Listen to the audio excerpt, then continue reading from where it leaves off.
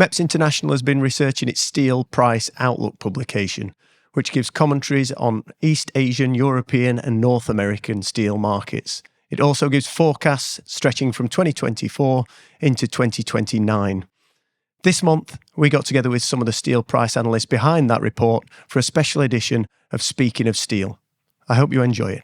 Welcome, guys. Good to have you all back on Speaking of Steel for a special episode, sort of looking at 2024 and looking ahead into 2025 and beyond as well at the same time. So we've all been researching our steel price outlook in recent weeks. You guys are selected to come and chat to us about it on the back of that while it's fresh in your mind. So, I mean, initially, just if we could all quickly sort of sum up a quick summary of what we thought 2024 panned out like. The steel market, the effect of prices. I'll start with you to my right, Ewan. How would you say 2024 panned out for the steel industry? Going down mainly is the big topic, particularly in China. Prices going down, raw material costs going down, demand weak, and kind of governments trying to stimulate demand again, and having limited success doing that. So yeah, that's kind of the top thing that I kind of picked out. Yeah, and Kaye, I'm getting a feeling there might be a common thread here, but can you build on that? Yeah, I suppose, we had the battle with inflation, although we saw inflation start to come down and interest rates begin to get cut towards sort of, or during the second half of the year. Obviously, that is going to take time, I think, to filter through to the steel market. We had a lot of political unrest, a lot of elections, and I'd say it was quite a turbulent year during the global steel market. And yeah, decrease in steel prices generally, just an ongoing steel price decline globally. John, you've joined us on Speaking of Steel throughout the second half of this year, commentating on all sorts of issues. Give us a quick summary of the key ones that you've noticed. I can't imagine that anybody's particularly happy with the way that 2024's panned out. There's been issues all around the world. In China, Europe as well has been suffering. There are very few areas with any positive signs at the moment. That sounds pretty bleak, doesn't it? But hopefully more positivity next year.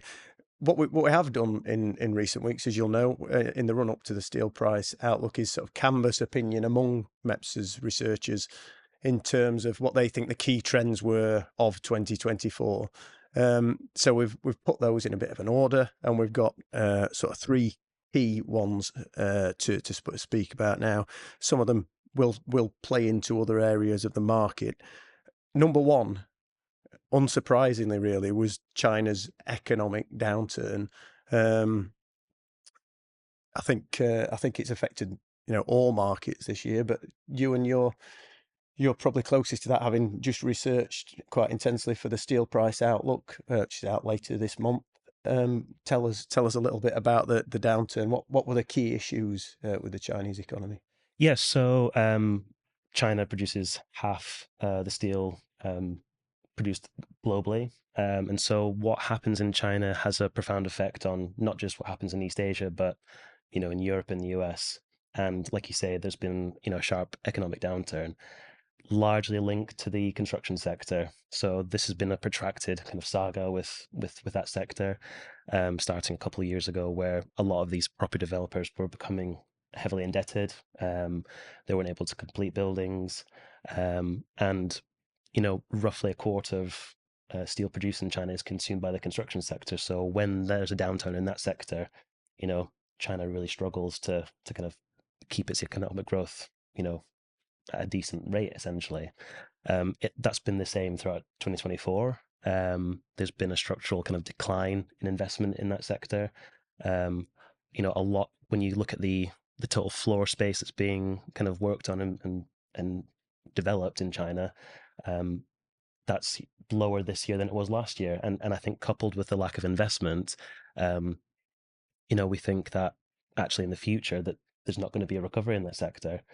And because of that, because things are kind of is not great in China. They're exporting a lot of steel quite cheaply to try and make up those orders, and so there's an influx of material in other markets as well, which is helping to keep prices depressed. It's not something we're used to from the Chinese economy, is it? Really, this downturn. How will it affect their GDP this year? Because the economy is one of the most buoyant in the world, isn't it? Yeah, so China kind of has this official or unofficial, target of 5% growth this year. We've seen rhetoric coming out of the government to say, we're still on track to meet that.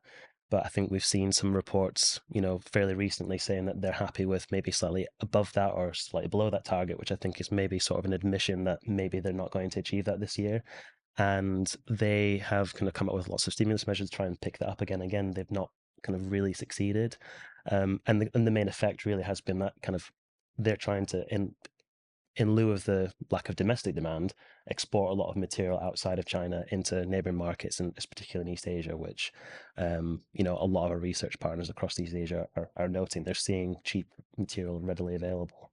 Yeah, I know, John, you've always got a keen eye on trade defence measures. Is this downturn in China, I guess, and the uptick in exports is bound to affect that and the measures that are put in place across the world? There's been measures being put in place very recently in a whole range of countries in Asia. They've all picked up on the fact that these exports have grown massively this year and last year. They were also at a high. What we're seeing is trade defense measures on a whole range of products now. It's going to be the norm, I think, going forward. Everybody's looking to protect their own domestic industry. The Japanese, the South Koreans, they're both struggling at the moment. There is this massive overcapacity that's being exported out of China into their countries, and their domestic industries are really suffering because of it. Yeah, so I guess going forward, we expect that to just ramp up year on year. What effect will that have on prices? Well, I think there's probably the most interesting point about that Ewan made about China is that as well as these sort of cyclical trends that you see, sort of economies sort of booming and sort of busting over the course of a few years, there is this much bigger trend of China essentially coming to the end of its big growth period. It's gone from basically an agrarian economy 30, 40 years ago now to pretty much a fully developed economy. That means there's going to be less demand for commodities like steel. So I think you've got that trend sits below all these booms and busts. So it's going to take time, I think, for steel producers to react. It's going to take them a long time to reduce output. What we've seen since 2013 is we've had mandates from the Chinese government saying there must be some kind of caps on new projects. There must be some kind of limitations, and all that's really done is arrest the growth. What we've seen since 2021 is output pretty much leveling off, slight decline. What we'd expect though is that decline to continue. But still, like I say, they're half of the world's production. It's going to take some major measures for that not to be felt elsewhere in Asia, in Europe, everywhere. And in the meantime, Kaye, I mean, looking at the forecasts that MEPS produce, I guess the outlook is that China's overcapacity will have a depression across the world, and that prices in domestic markets in Europe and America and elsewhere. Yeah, I mean, that oversupply from China is going to remain a problem, certainly in the next few years. I mean, we've got, growing trade protection measures, not just in Asia, but also in other countries, South America. Obviously, we've got Trump coming in January. He's talked about putting, tariffs not just on steel, but also on consumer goods that could affect steel demand for manufactured goods in China. So, there's going to be a lot of impact if that comes through globally on steel. So, and then we've also got CBAM coming into place in 2026 in the EU, and then also in UK and potentially some of the other surrounding countries in Europe from 2027 onwards. So there's going to be an impact on Chinese exports globally, and that's going to have, you know, a bigger impact on the Chinese market. They're going to have to find new markets for their exports. You know, they're already exporting lots to the likes of Turkey, who are also looking at trade defence measures of their own, you know, to India, other Southeast Asian markets who are putting in new capacities of their, you know, of their own as well to serve their growing domestic demand. So, you know, there's more capacities coming on stream in their traditional export markets as well to compete against the Chinese exports that they're currently occurring. So they're going to have to either cut capacity or stimulate the Chinese domestic demand. But where's that going to come from? So, and I think it's very difficult for them to actually to cut this capacity. It's so important to the Chinese economy that it's a major political decision. That if you want to cut this output, you've got to cut the jobs. You've got to cut the pay to the workers, and that is a very difficult message when it's such an important part. Or they have to sell it cheaper than their neighbouring competitor, which then undermines the global steel price. So I think we've noted before, Ewan, that top line GDP, that Chinese GDP, it's not just what's produced with the steel, is it? It's the production of the steel itself which plays into that. So that's another reason when they want to keep capacity up, I guess, to some degree. Yeah, definitely. And I think they are struggling to, you know, find a use for that steel because, you know, they've released all these kind of stimulus measures and still, you know, there doesn't seem to be that demand materializing. So yeah, I think it's going to be a problem. And another thing to know as well, we're talking about the capacity. I think a lot of the mills in China are maybe a little bit newer than some of the ones in Europe by comparison. So the actual return on investment by some of these projects may not have yet been achieved, or, you know, naturally when these mills kind of reach the end of their life, it can be a better financial decision to say, right, well, we can mothball this or replace it with new capacity. But a lot of these mills, I think, relatively speaking, are quite new. So again, it adds that kind of that problem where can we easily, you know, get rid of this capacity when we've relatively new investment. So yeah, will be a problem.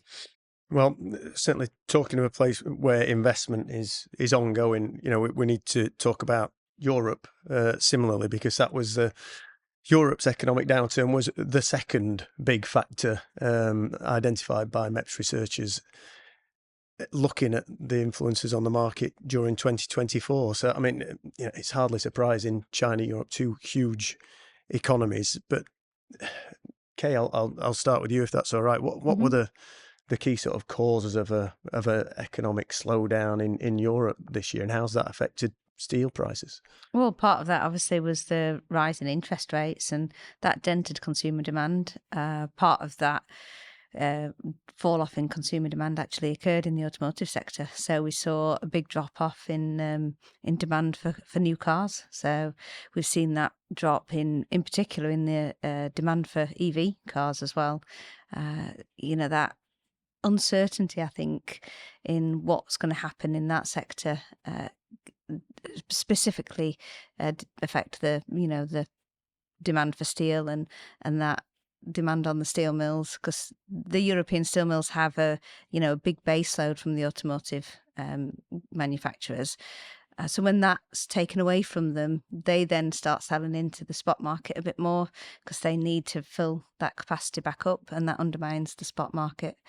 And that's why we've seen the spot market decline so much this year. So yeah, those key contracts underpinning the market probably getting a bit weaker right now. Exactly, yeah.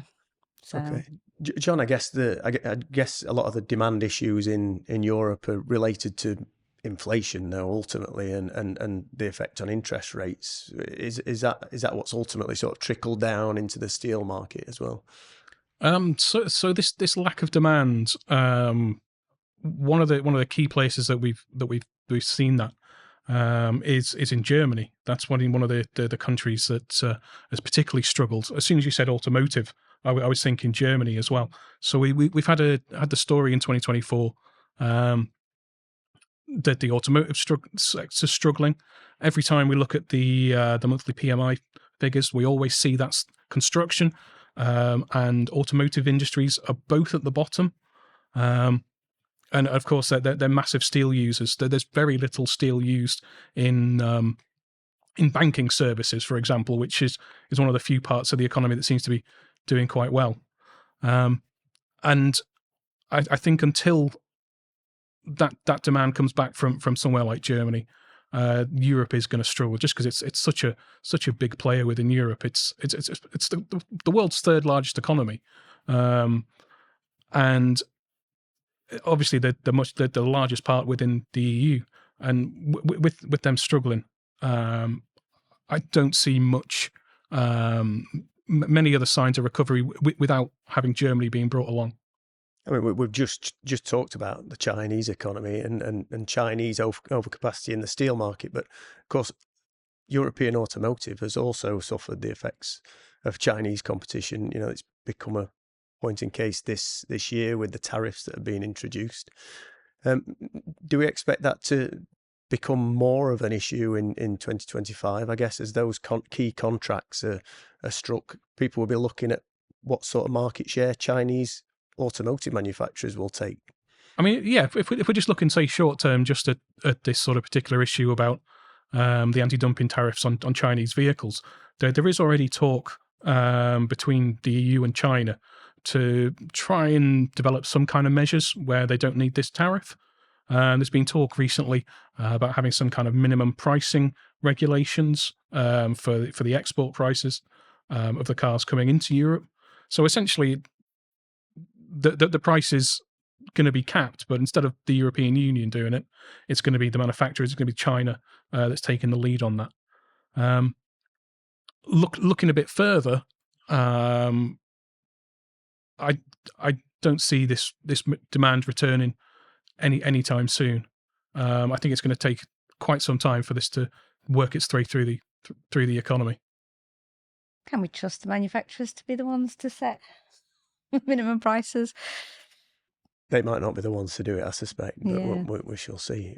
It certainly needs balancing up, I guess, doesn't it? That some sort of this is why these negotiations sort of take some time. I mean, it was when was it? Was it July, August that we had the announcement about the tariffs? Yeah. And like I say, they behind the scenes they've been talking about some other kind of measures ever since, and I don't think there's going to be any announcement anytime soon. I think we're going to see that roll on for another couple of months. The problem is I think the steel industry needs that now, not in a few months' time, and that uncertainty, I think, is something that's affecting the European steel industry, and will continue to affect the European steel industry for a while. I mean, the automotive manufacturers and the steel mills are still negotiating the 2025 contracts, and part of the issue there is also the volumes for next year. The automotive industry need to know what their demand's going to be like next year, and they can't really say what their demand's going to be like if they've got the competition from all the Chinese EVs and all the Chinese automotive, volumes coming in. So it's a difficult one for everybody. I guess there are factors within Europe that are playing into that uncertainty as well. We're seeing political issues unfolding in Germany, where they've had a vote of no confidence. Similar situation, at least in France. Yeah, we expect as a result of that a lot of investment decisions will be protracted and certain projects might not go ahead. So, Kaye, what do you expect through 2025? I guess it looks like we need to resettle those key economies in Europe before there can be an uptick, doesn't it? Yeah, I think the uncertainty that we've seen in 2024, will be a bit of a hangover into 2025, to be honest. I think there will be some recovery in 2025, but it will be protracted. I think, it will take time for things to pick back up, and unfortunately it's going to be a slow burn.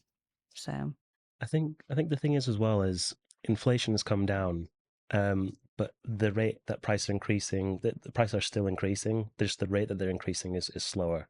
So I think the interest over the last few years compounding means that consumers have a lot less spending power. So on high ticket items like cars, they are much more expensive than they used to be. And so that's not, even though interest rates are coming down, it's going to take some time for that to kind of roll through the system and for things to kind of level out and balance out, I think.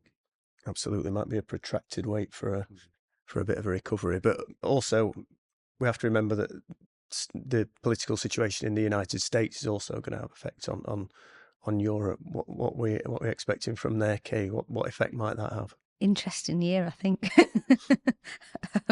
Yeah, Trump's going to be a bit of a curveball, I think, in the global scene. I think what he says and what he does may not be completely aligned. I think sometimes the rhetoric coming out of the Trump camp sometimes can be used more as a bargaining tool. I think he does sometimes tend to threaten things in order to get what he wants more than actually sort of going to go through with things. And we've seen this from the people that we speak to in the market in Europe, for instance, that they seem to be more concerned by what Trump's suggesting he's going to do with the tariffs, for instance, than the people in the US. Even the importers in the US are less concerned by this threat of the increase in tariffs.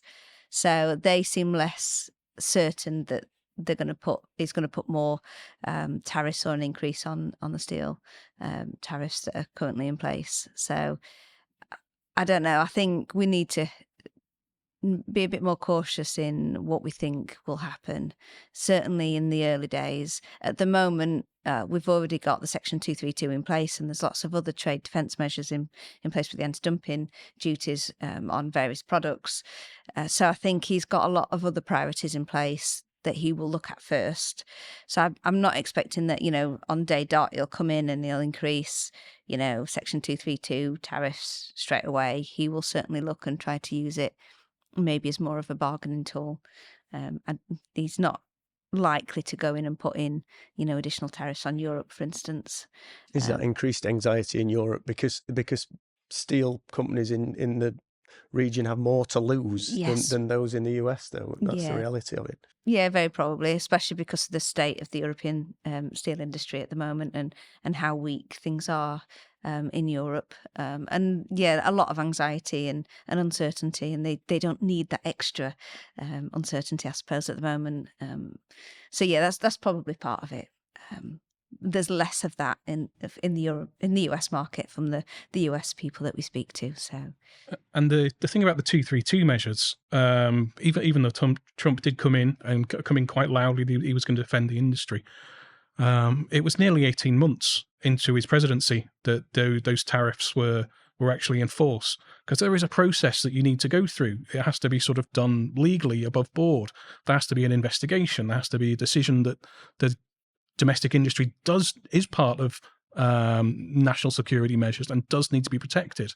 And if we're going to see something like that happen again, once again, that process has to happen. So even if he does come in on day one, it's the actual measures won't come into force on day one.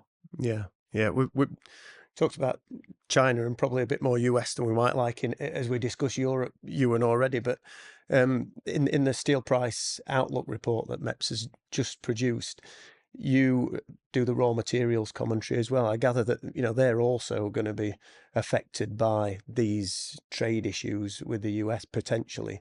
I guess there could be an influence on steel price across the world because raw materials prices will shift. Yeah, definitely. I think because if these tariffs imposed on Chinese goods, that has a knock-on effect on not just the price of the finished goods, but also the raw materials that are used to make them up.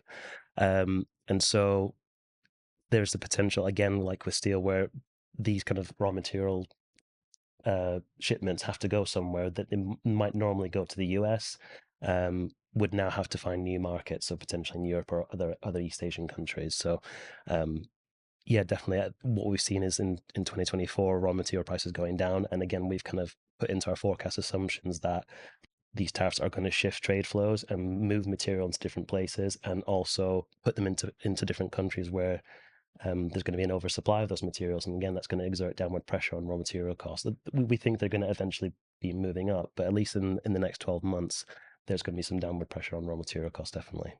Yeah, absolutely. It's an ongoing trend to look out for and something that features in that steel price outlook. I guess one of the things that we probably need to touch on before we move on from Europe specifically is the pressure on businesses that these low prices have been exerting. I think particularly in Southern Europe, where imports have been quite prevalent in their business model, we've seen later on in the year things really starting to get quite tight. We've seen major steel producers in the north of Europe also having to make cutbacks, readjust their strategy. So, how bad have things got in 2024, and do we expect, sadly, there might be more of it in 2025 as well?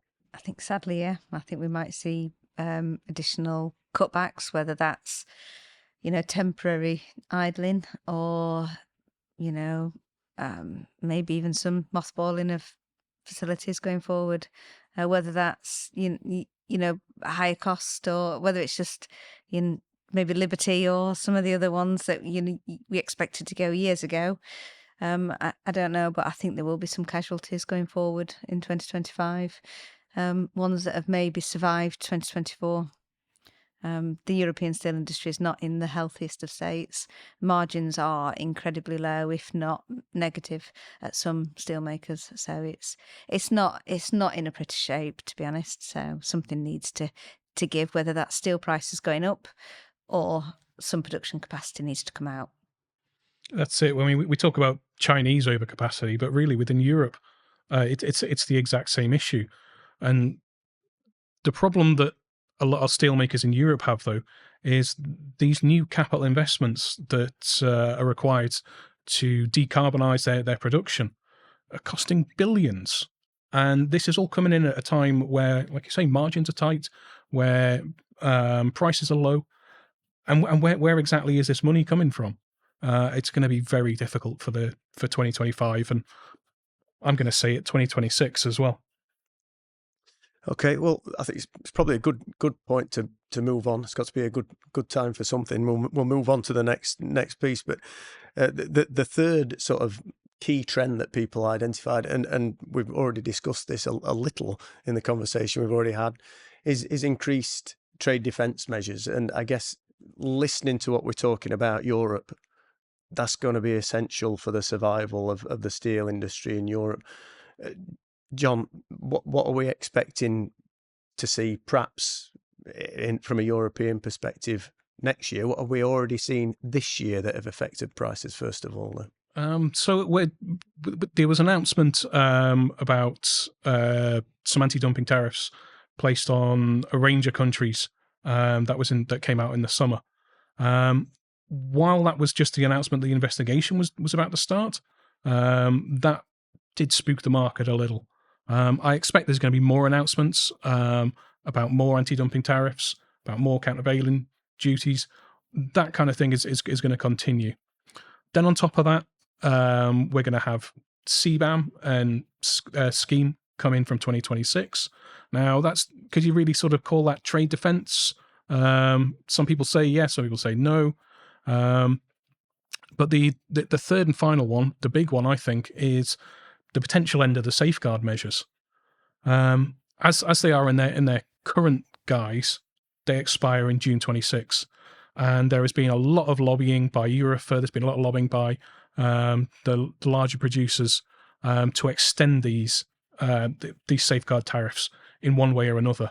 The tricky bit is going to be working out the justification for that extension, because technically, like I say, they've been there for 8 years by June 26, and rules say that they can't stay there any longer. So there's going to have to be some rejigging, some kind of new measures brought out that essentially do the same thing. That's I think is going to be the key one for Europe. I guess a lot of the conversation around that, though, has to be what might the response be to potential US tariffs. All that's got to be taken into account now before that 2026 deadline. Any more US tariffs is the perfect excuse for European legislators to introduce something like that. The safeguards in Europe were designed on the back of the 232 tariffs. They were there to stop all the extra material that would have been going to the US coming into Europe. So if there is going to be any new measures in the US, then you can pretty much guarantee there'll be something very similar in Europe. I mean, we've also seen safeguards being talked about in India. We've seen them coming in, I think, in South Africa. They've come in now, or at least they're talking about introducing those. I think it's just a phenomenon that's going to spread. Kaye, just an opinion, really. How effective do you feel like the current tariffs in Europe are actually maintaining prices? It's hard to say, but could you sort of reflect this year, perhaps, what might have happened if it was a bit less strict? If it was less strict, obviously it would have had a bigger impact on steel prices. We would have seen steel prices come under greater negative pressure than what they already have. They haven't prevented the downturn in the steel prices. They've just maybe lessened the downturn. I suppose that's probably the best way of putting it. The import pressure is still there. It just means that there's just maybe less volumes coming in because it's restricted a little bit. But what happens is obviously the importers, they bring it in and then it sits at the port waiting to then come in. And then when it comes in, they don't pay the full 25%. They might pay 6 or 7%, depending on how much comes in on day one. Product depending, of course, because obviously not all the products go above the quota limits. So it varies really, but yeah, generally there's still that negative pressure from the imports. So. And John mentioned Europe, they're clearly campaigning quite hard at the moment to see these measures ramped up. It's a weak time for the European economy. That's what they're after. Yeah, and the countries where the imports are coming from are generally at a much lower price than those of the European mills at a time when actually the European mills need the money to invest in decarbonisation, and their margins are already low. So it's a difficult one. I mean, we've seen ArcelorMittal already pull investments on that green steel making side because of that. So it just demonstrates, the position that the steel mills are in Europe. So, Ewan, trade defence in Asia, I think we've seen it written about, particularly through the second half of 2024. We've seen a lot written about it. There seems to be an increase in need in those regions around China, in particularly, to tighten up their defence measures. How much of an effect has that had on the market this year? Well, I think particularly in South Korea, so there are import duties on Chinese material going into South Korea, at least for like most of the carbon products. And so in our research this year, China often comes up even in our South Korean research because the impact of China is so profound there. Material can kind of float kind of readily into that market, and a lot of companies and distributors there are struggling to remain profitable because of that. And there's kind of a lot more calls from kind of South Korean steel market representatives to put these measures in place. Earlier this year, we did an article on the Vietnamese steel market where they are now starting an investigation into the importation of hot rolled coal from China, and the volumes of that have doubled in recent years. So yeah, even in those traditional markets that China would usually target, they are now kind of putting up trade defense measures as well.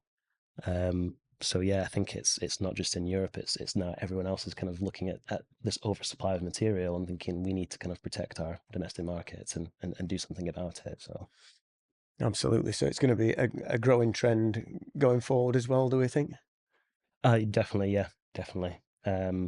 There's that need that, okay, we're especially for some of these Southeast Asian economies where they're putting on their own capacities, as Kaye and John mentioned earlier, they want to make sure those investments are going to be bearing fruit for them, and not being replaced by kind of cheap Chinese material. They want to kind of use their domestic production and make sure that's going to kind of domestic consumers. So yeah, absolutely. And each time more trade defence measures go on, those that haven't got those defence measures in place are the ones that receive the extra material. Yeah, exactly. And I think that's the big concern in South Korea in particular, because when they saw that investigation being started in Vietnam, they think, well, okay, where's that material going to flow to? and it's going to flow to South Korea. So, I think the defense measures only work if everyone has them, because if they Yes. see that other countries are putting them up, then they especially need to put one up, because that's going to be a target for the excess material that normally would have gone to those different markets. Yeah, yeah. John, just finally, whilst we're looking at these trade defence measures, we heard mention of CBAM. Europe's got that. The UK's going to introduce it as well. But are they going to become more prevalent, those emissions-based systems? Because it seems to me that there's a lot of capacity coming online that is very clean. How effective are they going to be, and where might we see those other than Europe and the UK? I think CBAM and its analogues are going to become a lot more prevalent. I think one of the main aims of the European Union was to maybe start the idea of a global carbon tax. Obviously, they had to sort of start looking at their own domestic industry, and then look at imports. But I think we're going to fall really into two camps: as the sort of the pros that want to sort of decarbonize, and then the other side that's going to be production is going to be key for them. We've seen talk already in Canada, even in certain states in the US. California have certain emission targets, but then like I say, on the flip side, I think it'd be very difficult for China or India, for example, to put in measures like that, which make it more difficult for steelmakers to make low cost steel, to make the volumes, to do that and to successfully make money out of this. So there's going to be two sides, I think. It'll be very interesting to see how you differentiate between sort of imports from one side and from the other. That's going to be sort of the key to something like CBAM working. Yeah, I think the outlook for the Speaking of Steel podcast is that we'll speak about these things again and again throughout 2025 and beyond. So, yeah, it'd be interesting to see what developments we encounter. I think just to wrap up, really, we'll finish where we started, and I'll ask you, in light of the research that we've conducted, the analysis for the steel price outlook, which is out on December the 12th, I'll ask you each what you think the outlook is for next year, and perhaps if you could look a little bit further beyond as well. So, Ewan, I'll start with you and ask predominantly about Asia, because that's where we've been talking about with you. What do you expect out of 2025? I think, unfortunately, the Chinese, construction sector isn't going to recover next year. There's, like we spoke about earlier, the serial underinvestment in that sector. The stimulus measures that have been introduced so far have yet to kind of really spur that on, and we think that's going to continue over the next 12 months, certainly.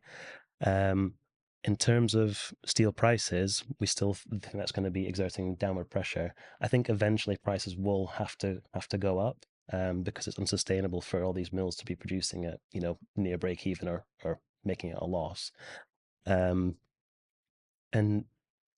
we also think that prices are going to kind of move up a little bit more slowly in Asia, because of the prevailing weak demand, but also trade defense measures in Europe and the US.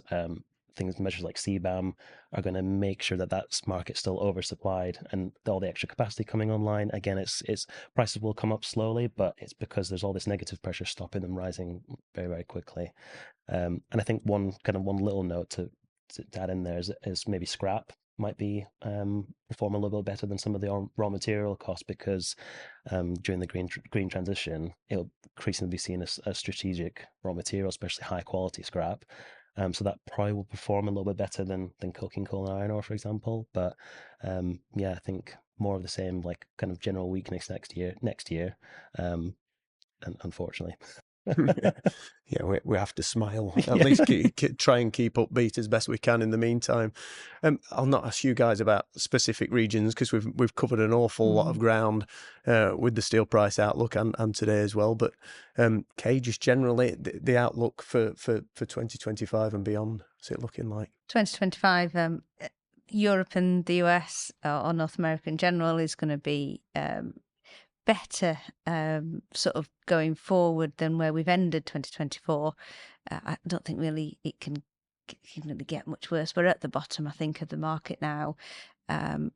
We don't expect anything crazy on the upcycle. We're not going to go back to where we started in 2024, for instance. I mean, we've lost quite a lot from where we began at the beginning of this year. Although we do believe that we will pick up and recover some of that lost ground. But 2025 isn't going to be a spectacular year. It's going to be a slow burn.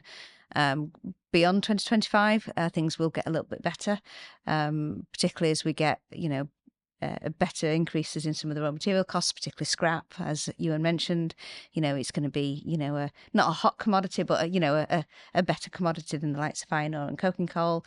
As over the years, people are going to be moving across to electric arc furnaces and wanting scrap as, the higher demand raw material.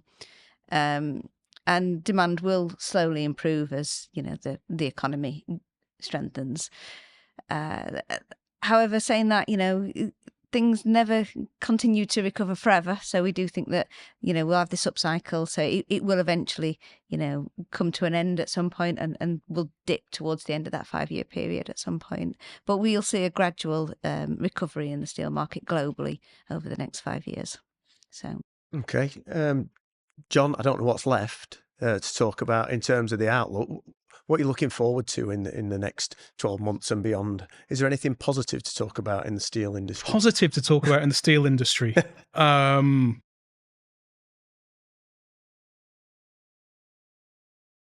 lost for words. I am lost for words. I'm don't think there's going to be too much positive news in 2025.